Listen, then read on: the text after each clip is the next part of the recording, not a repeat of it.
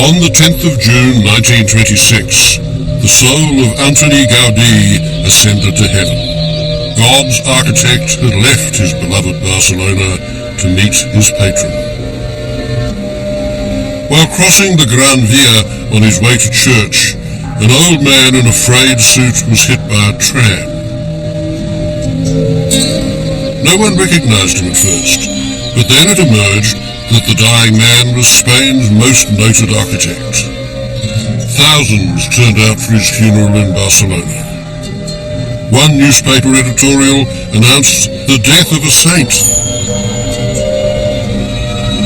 No architect has ever used so small a stage to achieve such global recognition. Today, Gaudi's work is revered worldwide, but it wasn't always so. I'm going back to the city I fell in love with in the 60s to revisit the work of one of the 20th century's most innovative and radical architects.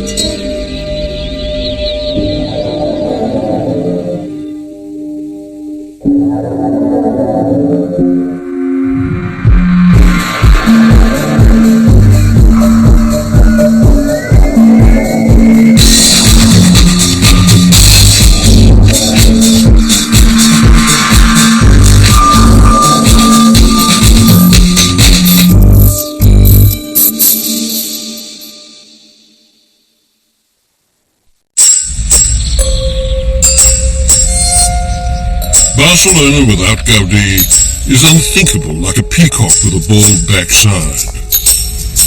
Few artists have ever shaped our perception of a city so completely or created work so symbolic of their culture. In Barcelona, he had admirers, but no really successful imitators. His work created no school. He is still an enigma, but a very deep one. He was a celibate who designed some of the most sensuous buildings ever known. His work looks extraordinarily new, and yet it was deeply infused with history, especially the history of his own place, Catalonia. What defined Gaudi and made him so distinctive was his love of nature.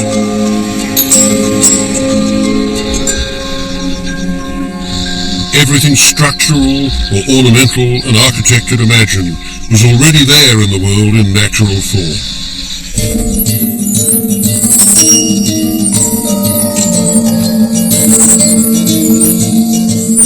Gaudi came to understand nature around the countryside near Tarragona. He was passionately curious about plants and animals. His only known schoolboy essay was a piece in praise of bees.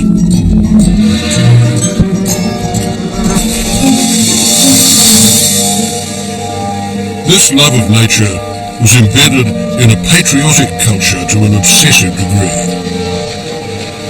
The great obsession for many, many Catalans towards the end of the 19th century was an emotion which they called enyoranza, longing, nostalgia, something that you felt when you were away from Catalonia. In fact, they were so intensively preoccupied with this form of patriotism about their own part of Spain that they were even capable of feeling enyoranza to an acute degree when they were actually in Catalonia. They had a cult of the uniqueness of Catalan nature. Not only the trees, the flowers, the butterflies and the bushes, but particularly the landforms. Gaudi certainly felt passionately about this, and his work, his architecture, relates to natural form probably more intensely and more metaphorically, fiercely, than any other architect at the end of the 19th century.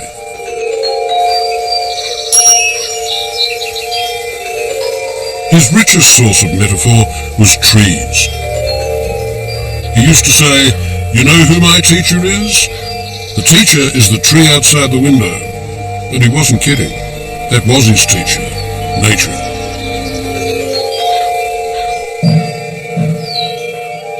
The structure of trees is everywhere in his work. in the column designs for the Sagrada Familia, and in the whale crypt grove of stone and brick trunks, mimicking not only the natural lean of trees, but their grain and their surface too.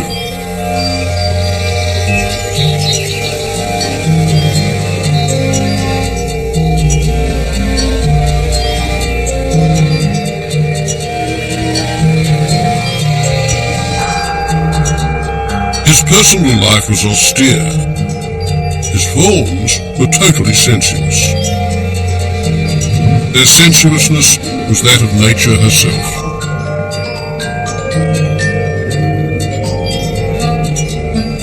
Gaudi's belief that nature should be architecture's language freed him from the corporate grid, the compass and the square, from whatever seemed unnatural to him. It gave him entry to a vastly more complex world of growth and form.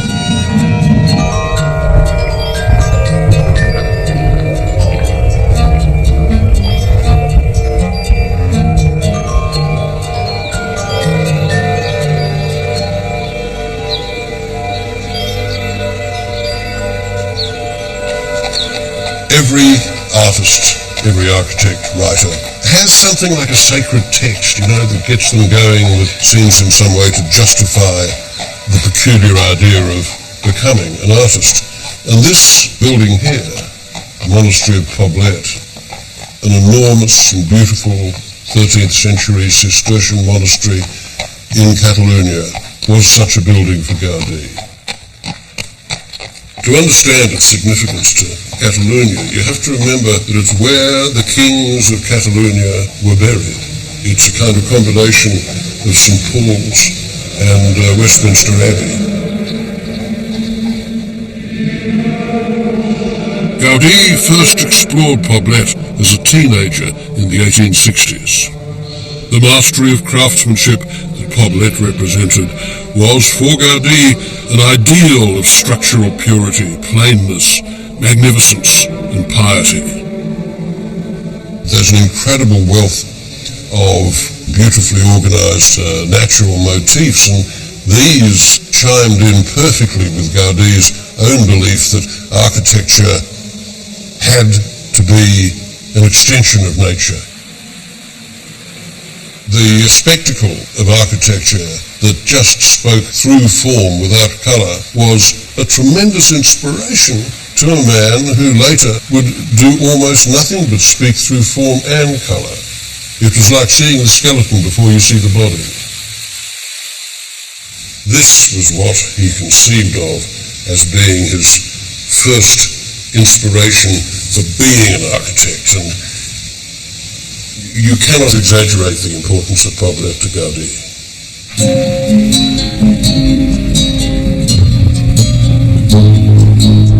In 1868, the 17-year-old Gaudi was on his way to Barcelona to study architecture, a course that would take 10 years to complete. On graduation, the school director said of his difficult pupil, "Gentlemen, we are here today either in the presence of a genius or of a madman." Gaudi lived during a time of enormous change brought about by industrialization. Barcelona was Spain's first industrial city. It was flushed with money. A new elite of Catalan businessmen cherished patriotic dreams of urban renewal. This climate was key to Gaudi's ambitions.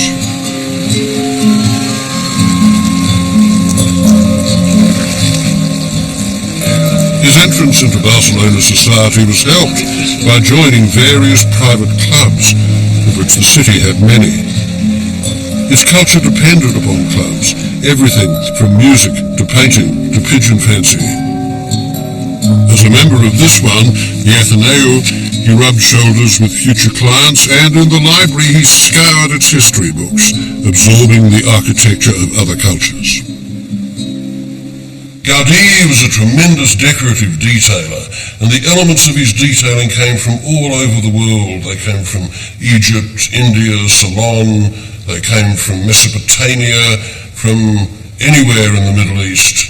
And He'd never been to any of these places. He did his voyaging in books. He did it through the medium of the luxurious albums that were being put out from the mid-19th century on, showing the wonders of different kinds of architecture that were not European. Without them, Gaudi could not have achieved the tremendous mixture and synthesis and exoticism that characterized his early work.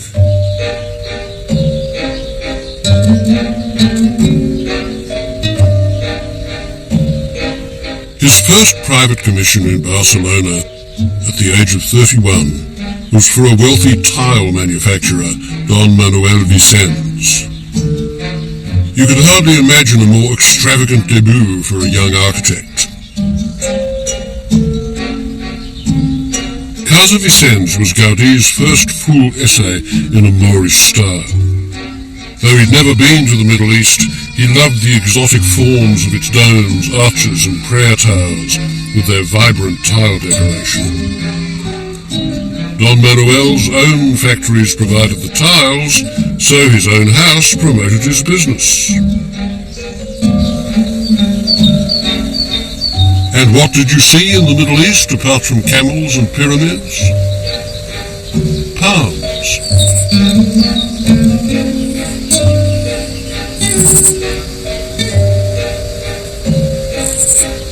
Gaudí la hizo para un ceramista que se llamaba Gaudi, que se llamaba Vicens. Y Vicens se la compró, se la vendió a mi suegro. Y esta casa ha estado siempre en la familia joven. Bueno, yo me llamo Antonio Herrero, soy médico y mi especialidad era la tocoginecología. Y vivo en esta casa desde que me casé, hace 53 años. Y nos casamos aquí en esta casa. Y vine y hicimos el viaje de novios y vinimos ya a vivir directamente a esta casa, sí, y siempre hemos vivido aquí, sí. Mis hijos han nacido todos aquí, o sea, los 4 hijos que tengo han nacido todos aquí. Yo creo que es un hombre fuera de serie, sí. Yo tengo un hijo arquitecto y tengo un nieto, o sea, y ellos me han inculcado también el mérito que tiene lo de Gaudí. O sea, ya Gaudí hizo un mecanismo que al abrir una puerta se abrían todas las puertas para pasar del recibidor aquí, todas las puertas. Esto tiene muchísimo mérito, pues claro, ahora es normal, pero no en aquella época. Mi mujer falleció hace un año y continuó viviendo naturalmente en esta casa, pero vivo muy solo. Muy solo porque yo, la ilusión de mi vida era ella, no era la casa.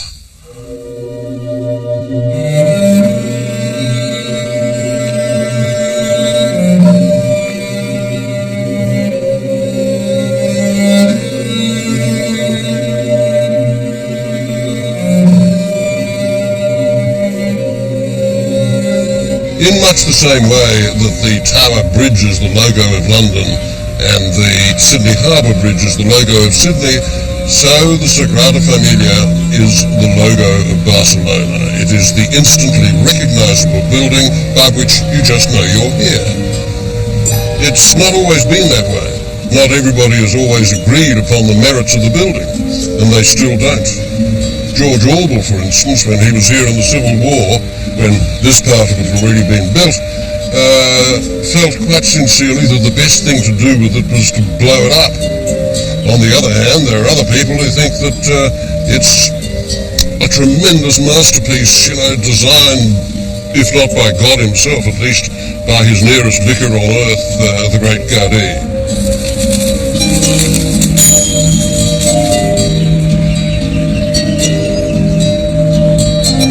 It continues to divide the city. It has rabid fans like the Japanese, for whom Gaudi's sound is almost a god, or conservative Catholics who want to see him made a saint. But there are also many Catalans who would rather do without this gloomy palace of penitence. Today's Sagrada Familia is a better deal than the original design of 1882, a boring neo-Romanesque affair whose architect Gaudi replaced. Gaudi's disadvantage was that nobody really knew his work. His big advantage was that being young, he was cheap. Gaudi got the job and leapt to local fame. What he produced was less a building than a sort of mission impossible to reform the morals of the city.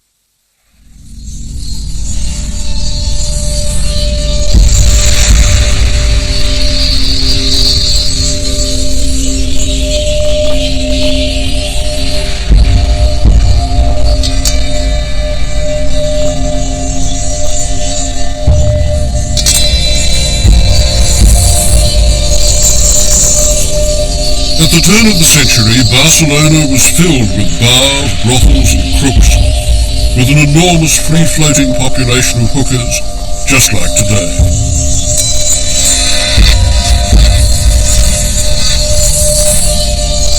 For Gaudi, it was the city for whose wickedness and corruption the Sagrada Familia was meant to atone.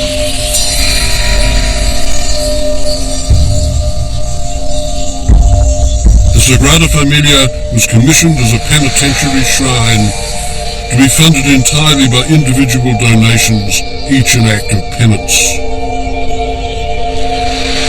It would be an ecstatically repressive building that would redeem Barcelona from the sins of modernism and the excesses of democracy. For Gaudi, it would be the stone book on which the theology of the Catholic faith would be written.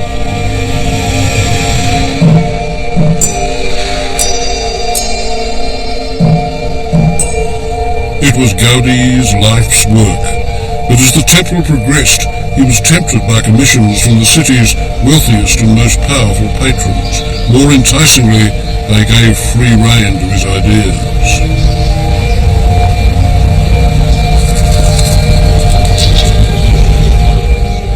One of Barcelona's richest men was Hughes. In manners an English lord, in taste a Renaissance prince, and one who believed quite rightly that he'd found his Michelangelo in Gaudi.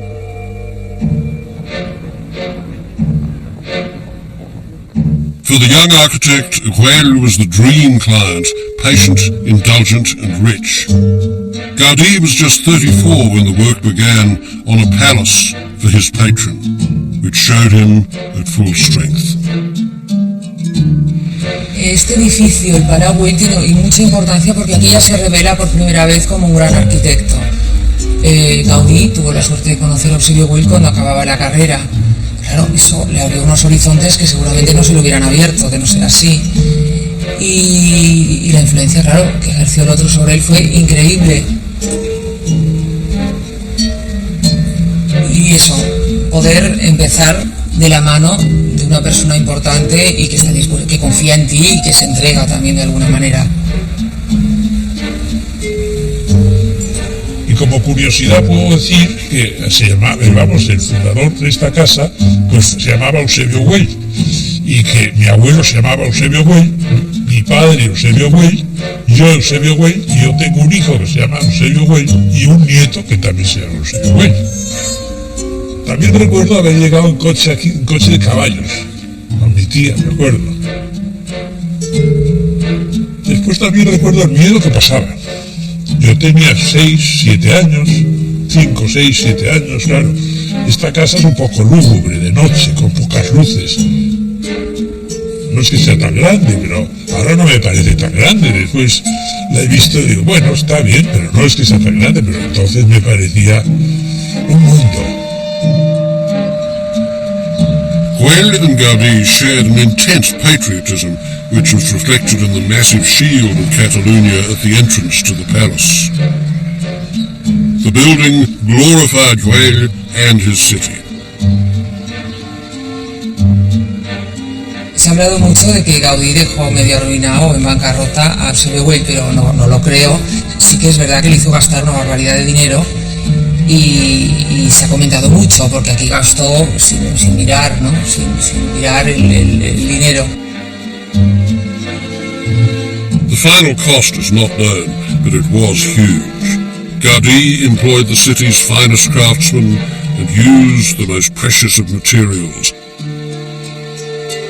Here he began the indulgent working practice of directing construction from the street, tearing down 3 versions of the Palau's facade before settling on a final one.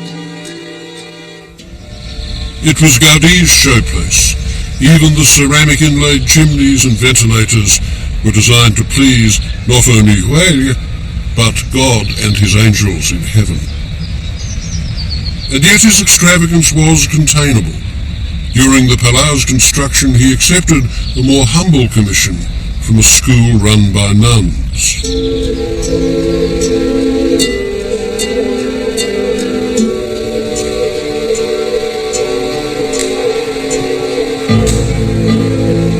The Theresians' order was strapped for cash, and for not much money, Gaudi gave them a genuinely spiritual space with those lovely paraboloid arches.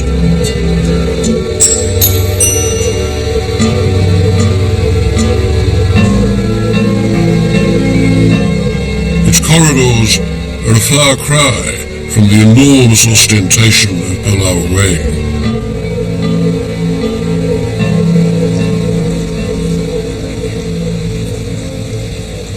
But the security that Hughes' patronage gave Gaudi enabled him to explore other sources of style, one of which was almost completely overlooked by fine building methods in the Barcelona of the time.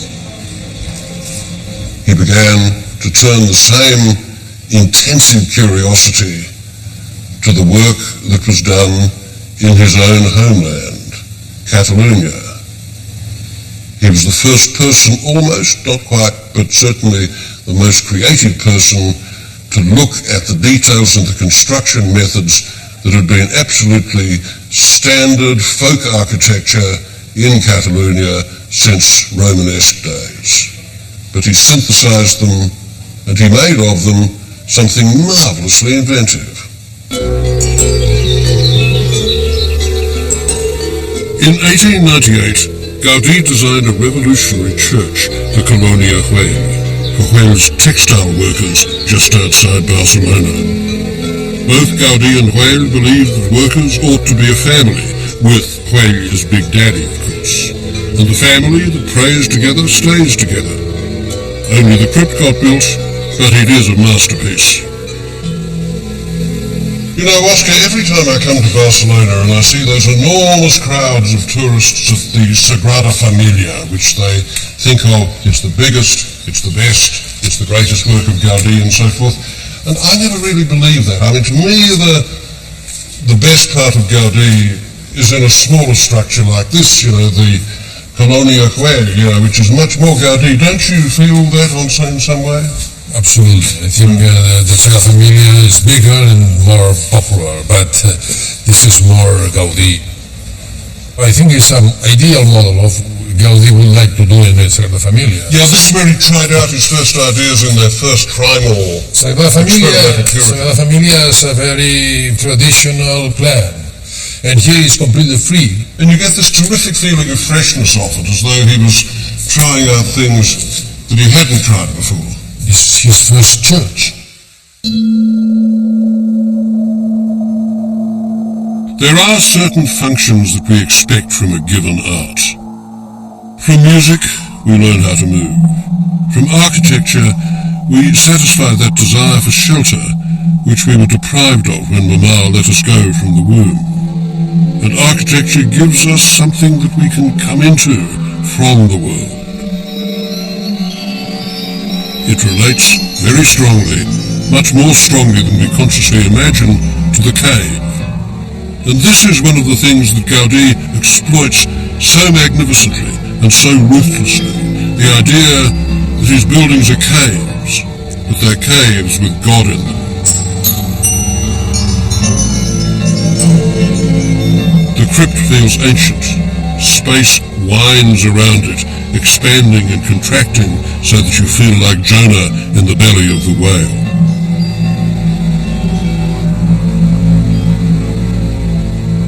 Oscar, what is it that you most love about this place? Well, the space. But I think First of all, architecture is space, light, and a decoration. And with Gaudi it's quite clear.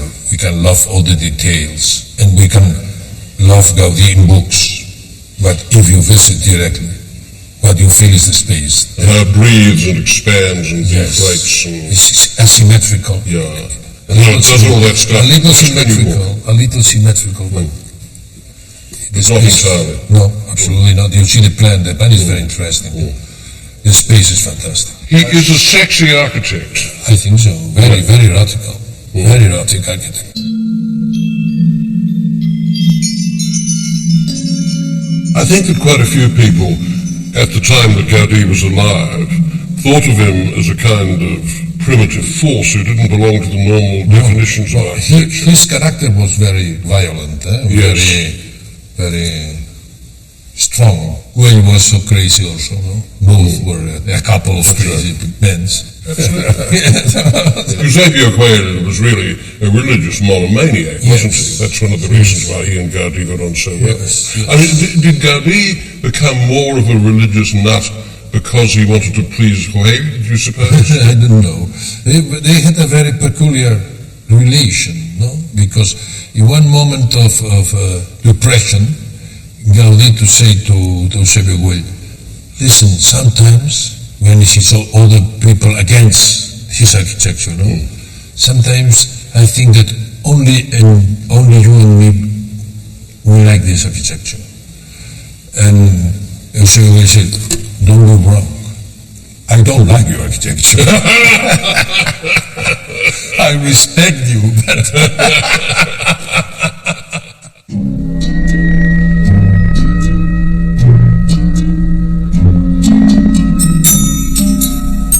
Gaudi's working methods were, to say the least, unorthodox.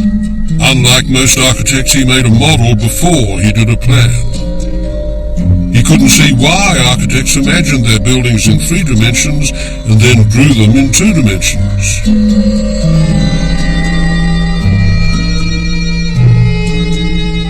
This is Gaudi's original model for the church at the Colonia Coelho. It looks old-fashioned, like a mad aunt's dream of chandeliers, but it's actually 3/4 of a century ahead of design ideas which only computers would make possible. Gaudi hung string from each point where a column would stand to see how it would transfer the thrust of the building into the foundations. He joined these hanging strings with cross strings to simulate arches and vaults. Attached to each string was a bag full of birdshot, scaled to the actual load on each column and arch and vault. And finally, he used mirrors and photos to turn this virtual building right way up and show what shapes the loads created. Nobody in the history of architecture had ever used this way of designing. Gaudi only ever finished the crypt. By 1914, Coelho was in financial troubles and work on the building had stopped. The crypt of the Colonia Coelho was a laboratory for ideas that would be perfected in the project dearest to him, his expiatory temple, the Sagrada Familia.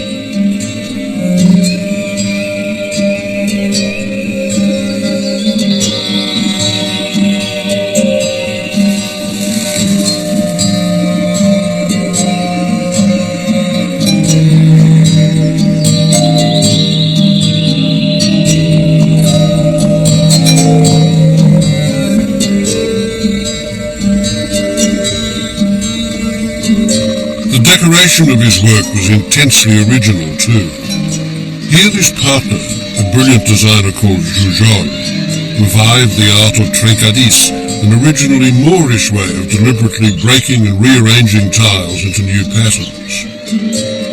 They used it over and over, fascinated by the mosaics of shifting colour under changing light. This serpentine bench is one of the most famous examples. The first time I ever saw the Coelho Park was a long time ago. It was back in the mid-60s, and I loved it then, and I still do love it now. It's just one of those places that never gets stale. Up here on its hill above the city, the Güell Park is one of the most beloved features of Barcelona, with its curved serpentine benches covered with a mosaic of broken tiles and broken plates.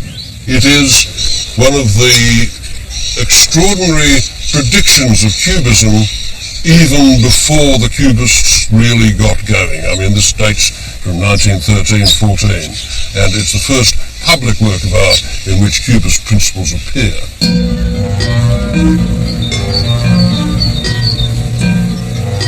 The park was meant as a gated housing estate for the rich. It failed because the rich disliked Gaudi's designs. Güell left it to the city at his death and was immortalized as a great benefactor, and this would have pleased the old patriot a lot. Mi padre supo que el conde de Güell buscaba un jardinero para el parque. Se ve que el señor conde le cayó en gracia a mi padre. Ya puede venir usted con su familia a vivir aquí. Vivirá en el pabellón de entrada de la derecha. Y así fue. 1 de agosto de 1908 entró mi padre aquí como jardinero del parque. Y a los 2 años de estar aquí mi padre, nací yo. Me llamo Ramón Saumell. Soy hijo del jardinero del Parque Güell. Nací aquí mismo en el parque el año 1910, de manera que tengo actualmente 92 años. Los recuerdos que tengo del parque son realmente maravillosos. Ya no tenía que moverme de casa también porque veía tanta gente, sobre todo cuando era joven, venían tantas chicas por aquí también. Ya sabes, cuando uno es joven, lo que le gusta es ver chicas. Ya no tenía que moverme de casa.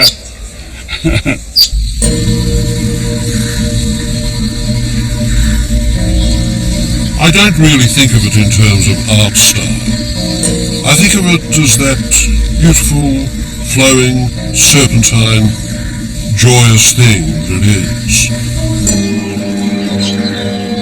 A kind of harmony parallel to nature, just the epitome of the sort of relation to nature, to the trees, the palms, the sudden flight of parrots, and all the rest of the things that Gaudi so enjoyed. It's one of the magical places of this earth. Cuando vuelvo a visitar este parque, me vienen las lágrimas en los ojos, solo de pensar lo muchísimo que estuve en el parque. El venir aquí es como ir en el paraíso para mí.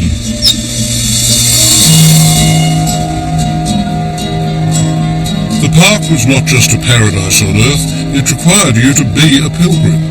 All paths lead to the hill of the crucifixion with its 3 stone crosses, a symbol, too, of the sacred mountain of Montserrat, not far from Barcelona, haven of the Catholic faith and of Catalan cultural identity.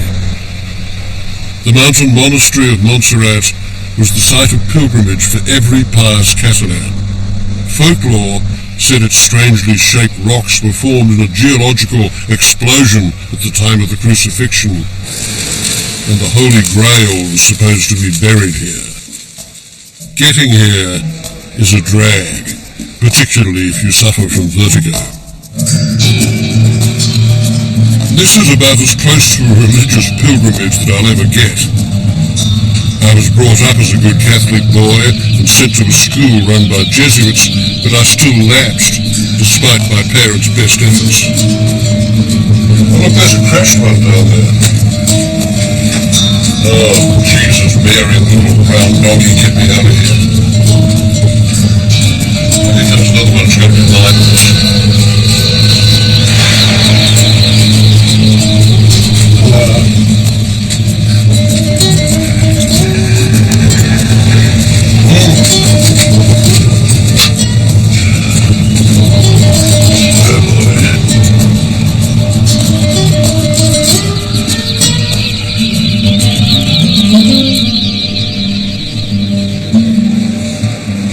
Gaudi went on his own religious pilgrimages to Montserrat. He even dragged his poor builders here as a treat on their days off.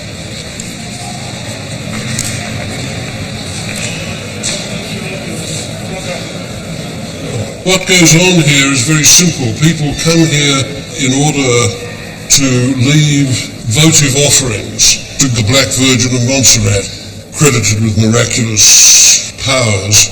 This thing about her being the Black Virgin is a bit of a have-on, actually. She's black because she's covered with many centuries of candle grease. That's what it comes down to. You know, presumably this little fella here will in due course be the little black angel boy of Montserrat too, if it's exposed to enough candle soot.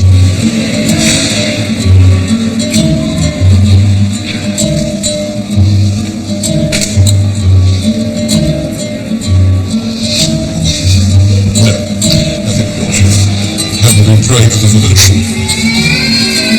I don't know what those are. Are they pills?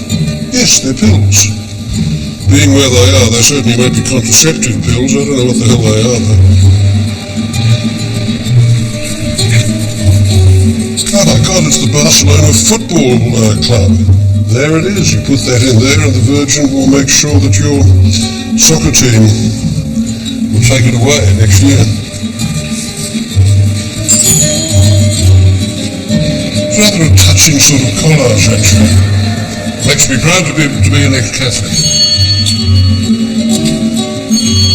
Now that I'm a cynical old art critic, what I like about it really, I guess, is the kitsch side. The idea that the Virgin or baby Jesus would be just as pleased by this stuff as he would be by Michelangelo. Gaudi's connection with Montserrat is very direct. He was a tremendously pious man, as we know.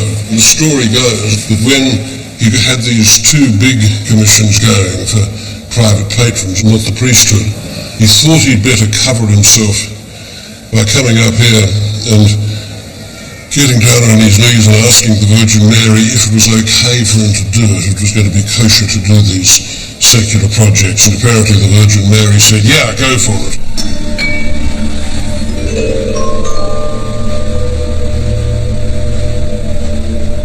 The Virgin may be horrified to know that the first of these buildings, the Casa Batlló, was offered on the world real estate market for $100 million.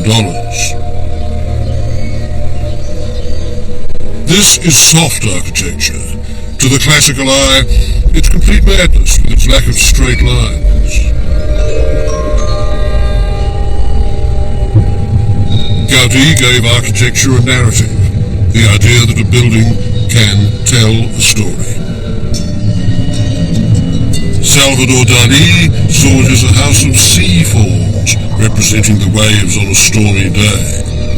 A veritable sculpture of the reflection of clouds in the water.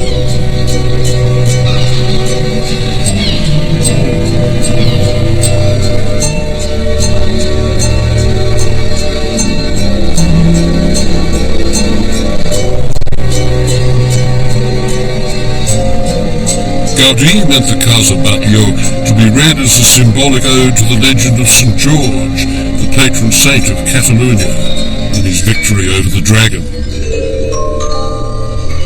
The staircase is the dragon's spine.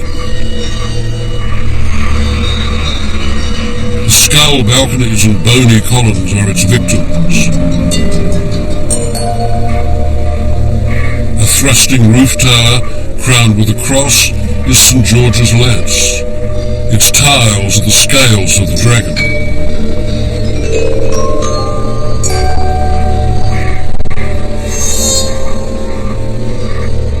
On a grey day, it looks like something underwater, a jewel box fantasy.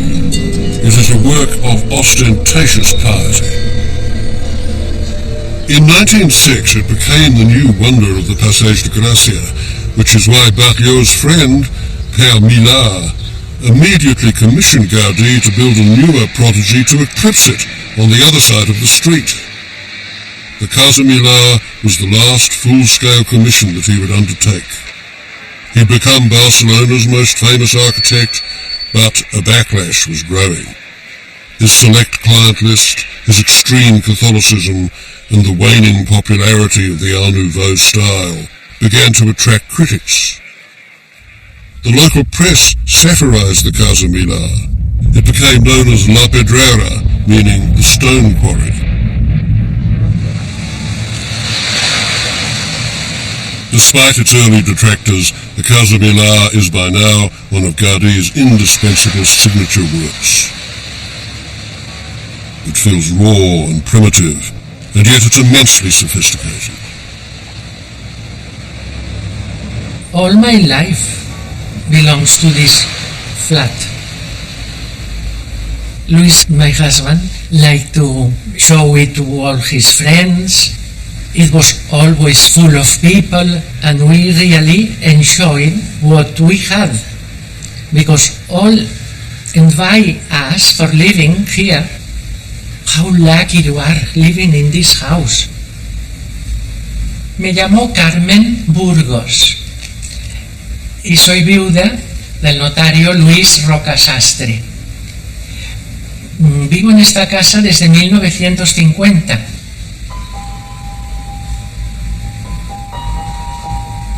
Every ceiling has a different shape. In this living room there are the signs of faith, represented the cross, land, represented the Catalan flag, and love. For Luis, for my husband, it was to live in the ceiling, in heaven. In heaven, in heaven. And this sensation, this feeling of living in heaven, don't left him until he died. And he was the happiest man in the world just for living in La Pedrera. He didn't need to go outside for holidays because he said that the sun was always in their house. When he was ill, almost dying, he always told me that we didn't take him to the hospital because he wanted to die in La Pedrera, where so happy he had lived.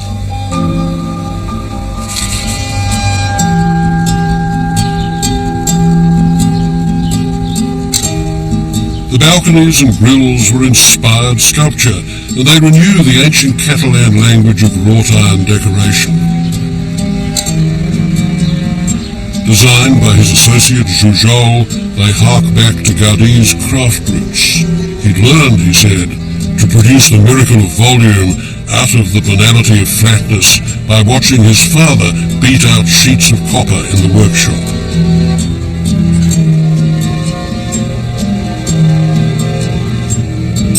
Light floods in through two inner courtyards open to the sky. Nature's elements, form, colour, wind and light, were all to act on the observer.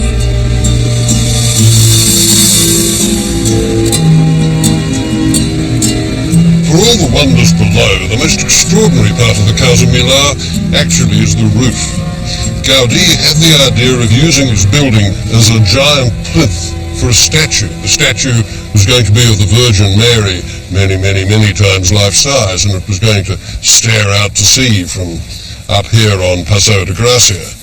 Now, due to some blessed miracle, this ghastly idea was never actually carried out, probably because the owner of the Casa Millar had decided that given the religious turbulence around 1904, it would probably lead to the destruction of his building by infuriated anti-clerical mobs. Whatever happened, we were spared this enormous virgin, but instead we got these air-breathing totems on the roof, which are ventilators. And he took the simple idea of a ventilator and made it into sculpture.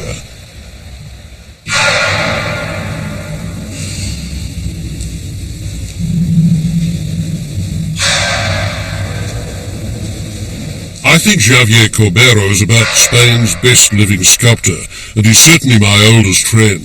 We met in the 1960s when he first persuaded me to come to Barcelona. It's kind of amazing that Gaudi is not only the national architect of Catalonia, but in a real sense he's also the national artist, isn't he? Yes, almost more of an artist than of an architect. What do you think of the chimneys and the air vents that Gaudi put on the roof of the Casa Mila? Well, it's fantastic, and there is where I really enjoy Gaudi as an artist, and also I enjoy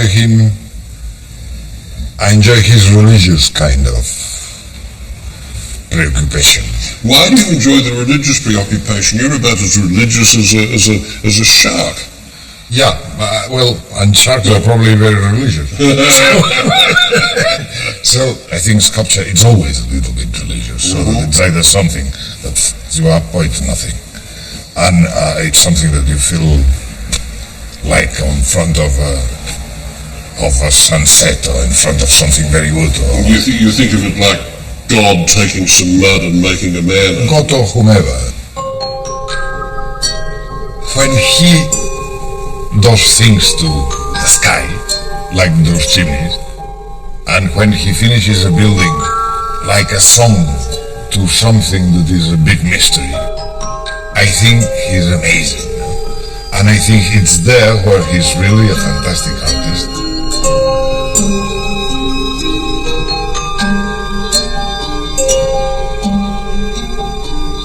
Gaudi was a religious symbolist to the very core.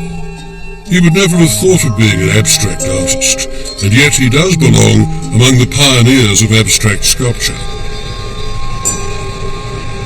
One of the things about great geniuses is that they can sometimes be monomaniacal bores, and this, I'm afraid, was rather the case with Gaudi. He was hard to get on with, because he was only thinking of one thing, how to get his temple built. The other thing that he thought of when he wasn't thinking about that was how to please God by self-sacrifice. He was not the sort of guy that you wanted to have lunch with. His idea of a round meal would be a lettuce on which he would sprinkle a bit of milk, or on particularly luxurious feast days, some oil, and then go on and finish it off with some dried apricots and nuts. This was all intended to glorify Jesus Christ by mortifying the flesh. To work with, he was a nightmare. He was short-tempered, he was arrogant, he treated workers with considerable contempt. He did all the things that demanding, brilliant maestros are in the bad habit of doing. See, I have a theory, which is people who live on medium rare steak and lashings of claret are probably rather nicer to be with than people who live on nut cutlets and a sense of their own virtue. Now, there's no doubt into which of these two camps Gaudi fell.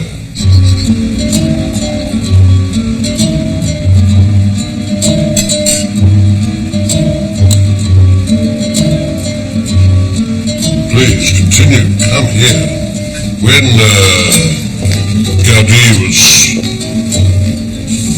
doing his lettuce munching, his clients would be tucking into enormous multi-course meals of this description.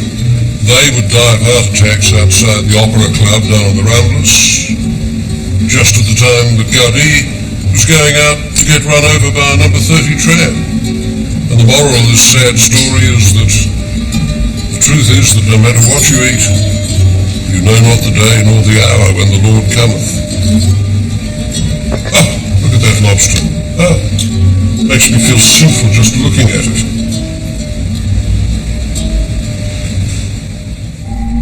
Gaudi's growing piety was out of sync with the city's sentiments.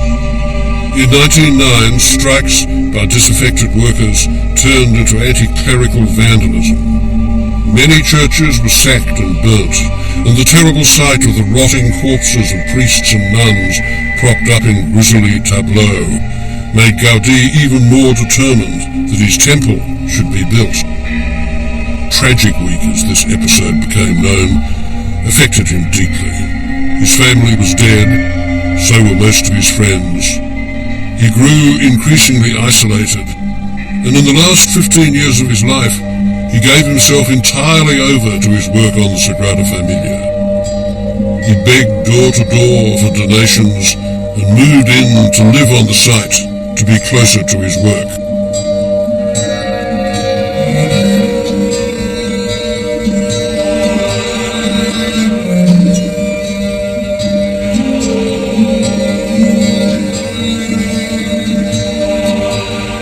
Gaudi went to extremes on his nativity facade, making plaster models before having them carved in stone, and then putting them in situ so that he could see their effect on the overall design.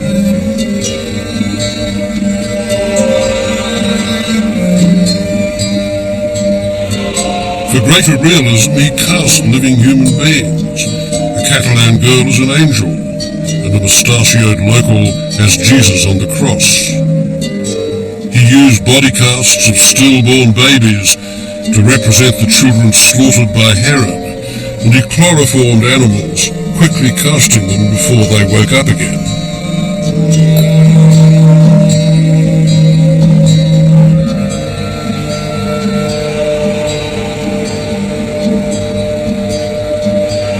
The weird thing about Gaudi is that he was a tremendous designer of architectural form, but he also rather fancied himself as a sculptor.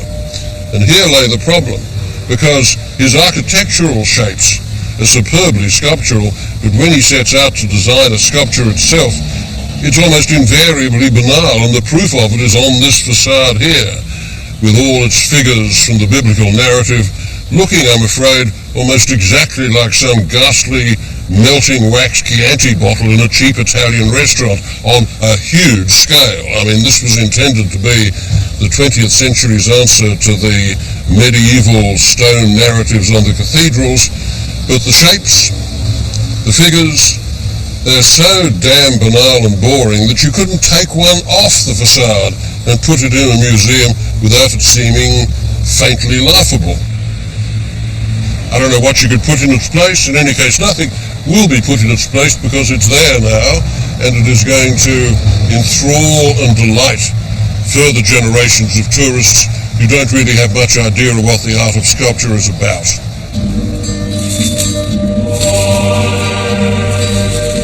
Gaudi said the Sagrada Familia was the work of generations, and after him would come other architects following his plans. He did not foresee the Spanish Civil War. In 1936, the anarchists broke into the workshops and burned Gaudi's designs and models. No one was sure what his plans for it were, and yet the work continued, and it continued without them. Gaudi never finished his nativity facade.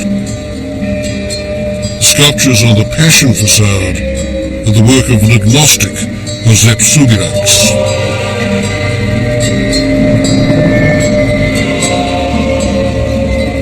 They don't make me feel anything. I think they're well-intentioned, banal sculpture. Essentially, this marks the end of Christian religious art. It just shows how that great cycle of images and narratives that produced so much great art in the past no longer seems capable of inspiring it. You have to reckon in the fact that some of this is personal. I mean, I was brought up by rather authoritarian Catholics, and this is a gloomy authoritarian building. I mean, this is where you were supposed to go to do penance for your own sins and the sins of others. I don't feel like doing penance for my sins, and if I did feel like doing it, I wouldn't be doing it in a place like this. I just can't look at those centurions without thinking of Darth Vader going through his helmet, you know.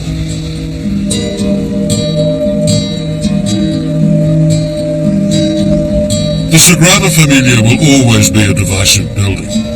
It can't be torn down, but it can't be left as it is, the biggest unfinished relic of the 20th century. Some of the city's most influential architects feel, as I do, that continuing the work is a huge waste of money. So what should be done with it? The architect Beth Gaudi has her own ideas about that. We have this building, it's already done. Nobody can destroy it. It's time to think about what we have to do with this big artifact. What we have to do? But we have to do something. Aren't you supposed to pray? Nobody is going to pray. Nobody. It's impossible. What is your proposal? There is a few proposals. This was the first proposal was to invite Cristo to involve the new part of the building with Cristo's way. Oh, you mean to wrap it in plastic the way that Cristo wraps bits of coastline or wraps up bits of Central Park? Yes, so like a Reichstag. Or the Reichstag. In Berlin, yeah. The idea is to wrap all the new bits in plastic and leave the old parts unwrapped? Yeah. Yeah, okay. Yeah.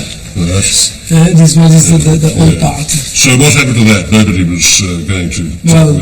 They say, okay, maybe someday. But someday, in the year 2032, yeah. Yeah. And then... Right, and now what's this? Another proposal. If we take a lot of pieces of the same sculpture of Subirachs, these horrible sculptures, if we break all these sculptures in a little pieces, a lot of pieces. What, like Trencadís? Like a Trencadís, yes. Like Gaudí's towers? Yes. And we put a lot in the whole part. It become better. I can just see him agreeing, yeah. Okay. And well, this is the last proposal. And what are these? Are these trains coming in and out of the trains coming to the parade? You want to take the church and turn it into a railroad station? Yes, it's very easy because no.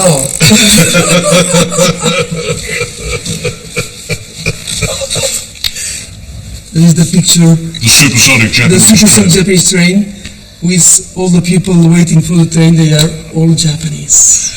Very appropriate. And then they just get in and they're back in Kyoto. Yeah, back in Kyoto directly. Sagrada Familia, Kyoto. Going back. But you know, I think this is very appropriate because when you think of the railway stations of the 19th century, it was the railway stations more than the churches that were the real cathedrals of the 19th century. I mean, they were in 1870. The station celebrated the god of development, the god of technology. So in a way, this would, I don't think it's blasphemous at all. It's a noble idea. A dead architect has no control over the fate of his unfinished buildings. People will always hijack Gaudi and define him on their own terms because this complex character, so full of contradictions, is so hard to pin down. Salvador Dali was one of many who reinvented Gaudi. Here is Dali painting his version of the Sagrada Familia. He thought of Gaudi as the great solution to what he saw as the tyranny of the glass box. He wanted to see an architecture that was organic and runny and erotic and full of all sorts of suggestions of the human body and what bodies did to one another. And he found them in that pure old Catholic Gaudi.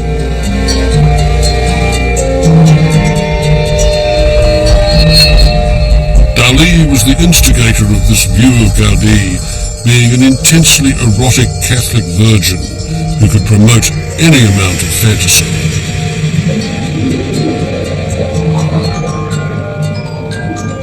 The Surrealists loved this idea, and they adopted Gaudi as one of their own. The muddled interpretations continued in the 1960s via the counterculture for whom the buildings were the product of hallucinogenic drugs. Gaudi the subversive became Gaudi the hedonist, and yet he's the antithesis to all this. The Surrealist fantasies would have disgusted him. His work was connected not to dreams, but to structural laws, craft traditions, and a deep experience of nature and piety.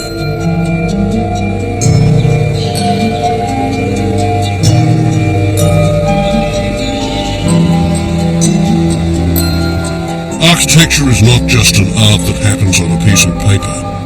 It has to stand up, be solid, contain people, and give them pleasure.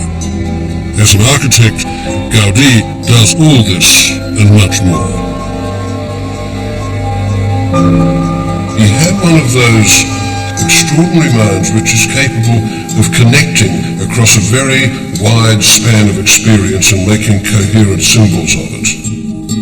His work eludes all attempts at imitation.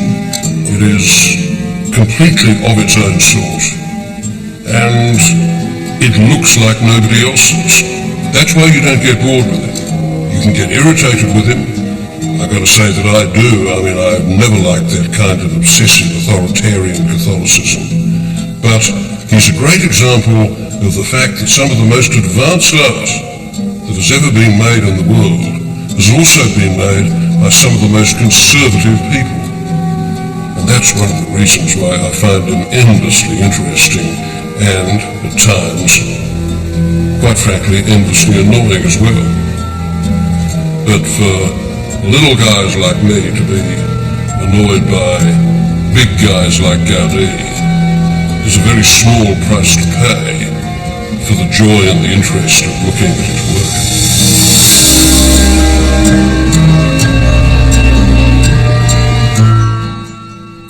And the BBC 4 Zone returns tomorrow night with the DVD collection. Stuart Maconie will be reviewing the latest releases and introducing BBC 4's inaugural World Cinema Awards. That's here on BBC 2 after Newsnight.